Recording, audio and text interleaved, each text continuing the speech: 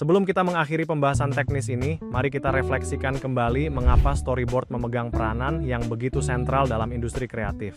Ada 4 fungsi utama yang harus selalu kalian ingat. Pertama, storyboard adalah alat untuk memvisualisasikan cerita. Ia mengubah naskah tertulis yang abstrak menjadi rangkaian panel gambar konkret sehingga cerita bisa dilihat, bukan sekadar dibaca. Kedua, ia berfungsi untuk menyelaraskan visi tim. Dalam produksi besar, persepsi setiap orang bisa berbeda-beda, dan storyboard hadir sebagai satu-satunya bahasa visual universal yang menyatukan pemahaman antara sutradara, produser, hingga kru teknis.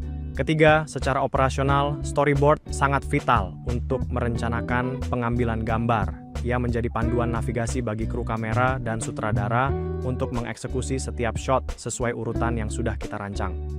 Dan yang terakhir, dari sisi manajemen produksi, storyboard sangat membantu estimasi waktu dan biaya. Dengan melihat kerumitan panel yang ada, kita bisa memprediksi durasi produksi dan menghitung estimasi anggaran secara lebih akurat. Memahami keempat fungsi ini akan mengubah cara pandang kalian terhadap storyboard. Dari yang awalnya dianggap beban administratif, menjadi sebuah aset strategis yang menjamin efisiensi dan kualitas karya visual kalian. Sebagai penutup dari pembahasan mendalam kita mengenai struktur narasi, mari kita tinjau kembali 3 pilar utama dalam teknik alur cerita visual yang telah kita pelajari. Pertama adalah sequence, yaitu fondasi cerita kita yang terdiri dari rangkaian adegan untuk membentuk satu unit cerita mini dengan struktur awal, perkembangan, dan akhir yang jelas. Kedua adalah transition, yang merupakan teknik krusial untuk berpindah antar shot atau scene, baik menggunakan teknik dasar seperti cut, dissolve, fade, dan wipe, maupun teknik lanjutan seperti match cut, jump cut, hingga sinkronisasi audio melalui LJ cut. Pilar terakhir adalah patching, yakni pengatur ritme atau tempo penyampaian alur cerita yang sangat bergantung pada durasi setiap shot, gaya editing, pilihan musik, hingga penggunaan jeda yang strategis. Dengan mengintegrasikan ketiga elemen ini secara harmonis, kalian tidak hanya sekadar menyusun gambar secara teknis, tetapi sedang membangun sebuah pengalaman emosional yang koheren bagi audiens. Penguasaan atas kesatuan teknik ini akan membedakan sebuah konten yang biasa saja dengan karya visual profesional yang mampu meninggalkan kesan mendalam dan pesan yang tertanam kuat di benak penontonnya. Sebagai pelengkap dari strategi narasi visual yang telah kita bahas, penting bagi kita untuk memahami media eksekusinya, yaitu teknik ilustrasi digital. Teknik pertama adalah vector illustration, yang menggunakan garis dan bentuk matematis untuk menghasilkan karya yang bersih, ringan, dan konsisten.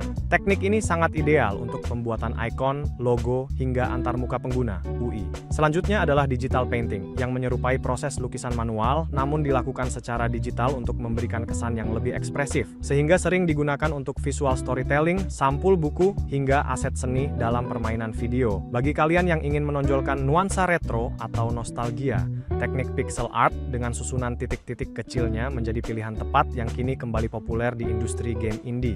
Selain teknik 2 dimensi tersebut, kita juga mengenal ilustrasi 3D yang menghadirkan dimensi ruang yang realistis dan bervolume, sangat cocok diaplikasikan pada desain aplikasi modern dan presentasi produk agar terlihat lebih nyata.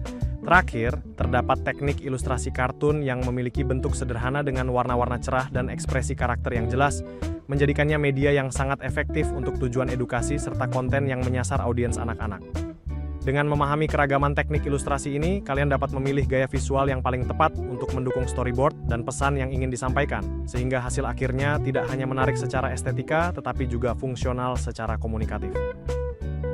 Rekan-rekan mahasiswa, kita telah menempuh perjalanan panjang mulai dari memahami anatomi storyboard, membedah teknik alur cerita melalui sequence, transition, dan pacing, hingga melihat bagaimana data kampanye nyata bertransformasi menjadi kesuksesan bisnis. Sebagai penutup, saya ingin menekankan bahwa teknologi dan tren visual akan terus berubah, dari ilustrasi vektor hingga bantuan kecerdasan buatan, namun kemampuan kita untuk merangkai emosi dan logika manusia dalam sebuah cerita adalah aset yang tidak akan tergantikan.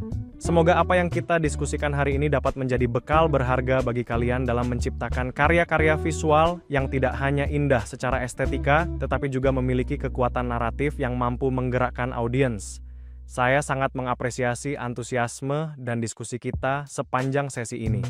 Jika ada pertanyaan lebih lanjut atau ingin berdiskusi mengenai proyek visual kalian, jangan ragu untuk menghubungi saya melalui kontak yang tertera di layar. Mari kita terus berkarya, bereksperimen, dan jadilah pencerita visual yang membawa dampak positif di industri kreatif Indonesia. Terima kasih atas perhatiannya dan sampai jumpa di kesempatan berikutnya.